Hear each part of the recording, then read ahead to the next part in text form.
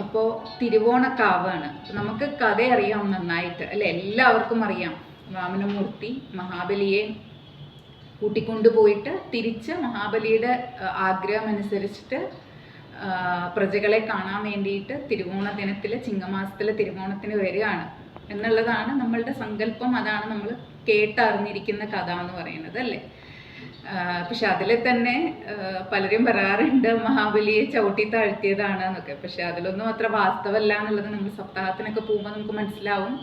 ബലിയെ അത്രയും ശ്രേഷ്ഠമായൊരു ജീവനാണ്. അപ്പോൾ ഭഗവാൻ കൂട്ടിക്കൊണ്ടുപോയി സുതലത്തിൽ വളരെ സന്തോഷത്തോടെ ഇരുത്തി ഭഗവാൻ തന്നെ കാവൽ നിൽക്കുകയാണ് ആ ജീവന്. മനസ്സിലായോ? അങ്ങനെയുള്ളൊരു ശ്രേഷ്ഠമായൊരു ജന്മമാണ് മഹാബലിയുടെ എന്ന് പറയുന്നത്. പക്ഷെ എനിക്ക് പറയാനുള്ള കാര്യം എന്താണെന്ന് വെച്ച് കഴിഞ്ഞാൽ, ഇതിന് മുന്നിലത്തെ വീഡിയോയിൽ ഞാൻ പറഞ്ഞിട്ടുണ്ടായിരുന്നു, നമുക്ക് സങ്കടങ്ങൾ വരുമ്പോൾ നമ്മൾ വിഷമിക്കേണ്ട കാര്യമില്ല. കാരണം ഗുരുവായൂരപ്പൻ നമ്മുടെ കൂടെ ഉണ്ട് എന്നുള്ളതിനുള്ളൊരു തെളിവാണ്. നമുക്ക് ജീവിതത്തിൽ വരുന്ന വിഷമങ്ങളായാലും ശരി, പരീക്ഷണങ്ങളായാലും ശരി, അതിനെ അങ്ങനെ തന്നെയാണ് കാണേണ്ടത് എന്നുള്ളതാണ്. ബുദ്ധിമുട്ടാണ്, നമുക്ക് പറയാൻ എളുപ്പമാണ്, പക്ഷെ നമുക്ക് വരുമ്പോൾ നമുക്കതിനെ അങ്ങനെ തന്നെ കാണാൻ കുറേ വിഷമമാണ്. പക്ഷേ നല്ലോണം നാമം ചൊല്ലുക, ഭഗവാനെ നല്ലോണം വിളിക്കുക എന്നുള്ളത് മാത്രമേ ഉള്ളൂ അതിൽ ഒരേ ഒരു വഴി എന്ന് പറയുന്നത്. അപ്പോൾ എനിക്ക് ഇതിനെ റിലേറ്റ് ചെയ്ത് പറയാനുള്ളൊരു കാര്യം എന്താണെന്ന് വെച്ച് കഴിഞ്ഞാൽ, ഇപ്പോൾ പക്വമായൊരു ജീവനെ തേടി ഭഗവാൻ എവിടെ വേണമെങ്കിലും എത്തും എന്നുള്ളതാണ്. ഈ മഹാബലി എന്ന് പറയുന്നത് അസുര രാജാവാണ്, അസുര കുലത്തിൽ പിറന്ന ആളാണ്. പക്ഷെ എങ്കിലും വാമനമൂർത്തിയായിട്ട് വന്ന് മഹാവിഷ്ണു ആ ജീവനെ കൂട്ടിക്കൊണ്ട് പോവുകയാണ് ചെയ്തത് അല്ലേ.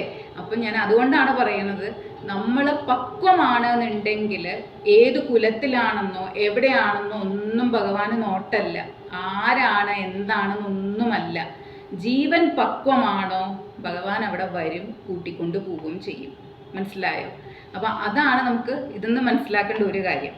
പിന്നൊരു കാര്യം എന്താണെന്ന് വെച്ച് കഴിഞ്ഞാൽ, ഈ കഥയോട് തന്നെ അനുബന്ധിച്ചിട്ട് വാമനമൂർത്തിയായിട്ട് വന്നു, 3 അടി മണ്ണ് ചോദിച്ചു. അപ്പം മഹാബലി ശരി കൊടുക്കാം, ആ കൊടുക്കാം എന്ന് പറയുന്ന ആ ഒരു ഇച്ഛ പോലും ഭഗവാന്റെ പ്രേരണ കൊണ്ട് ഉണ്ടാവണതാണ്, അങ്ങനെ പറയിപ്പിക്കുന്നതാണ്.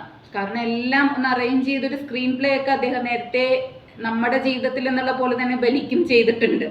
അപ്പോൾ അതുകൊണ്ട് മഹാബലി പറഞ്ഞു ശരി, അതിനെന്താ 3 അടി മണ്ണല്ലേ ചോദിച്ചുള്ളൂ, ഒരു കുട്ടിയല്ലേ ഇത് എന്ന് വിചാരിച്ചിട്ട് സമ്മതിച്ചു.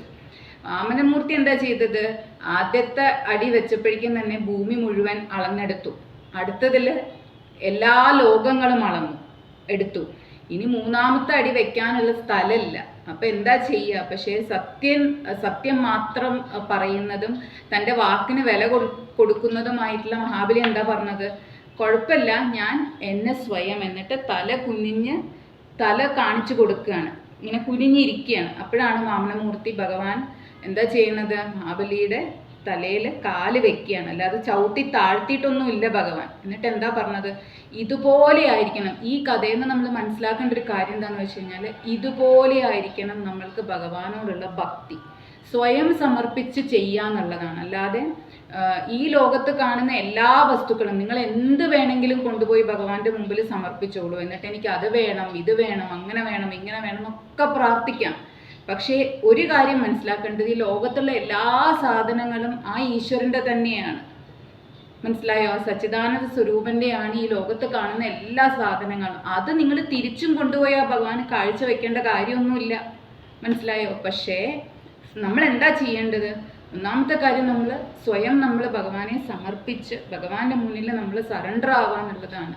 എന്നെ എടുത്തോളൂ, എന്നെ മോൾഡ് ചെയ്യാന്നുള്ള കർത്തവ്യം ഭഗവാനെ ഏൽപ്പിച്ചിരിക്കുന്നു. ഈ ജീവനെ ഞാൻ സ്വയം ഭഗവാന്റെ മുമ്പിൽ സമർപ്പിക്കുകയാണ്. ഗുരുവായൂരപ്പൻ എന്നെ എങ്ങനെ വേണമെങ്കിലും ആക്കിക്കോളൂ, ഞാൻ ഭഗവാന്റെ കയ്യിൽ ഒരു കളിപ്പാട്ടാണ് എന്നുള്ളത് മനസ്സിലാക്കി ഭഗവാന്റെ മുമ്പിൽ പോയി നമ്മൾ ആത്മസമർപ്പണം നടത്താണ് വേണ്ടത്. അതാണ് നമ്മൾ തിരുവോണത്തിൻ്റെ ഈ ഒരു കഥയിലൂടെ മനസ്സിലാക്കേണ്ട കാര്യം.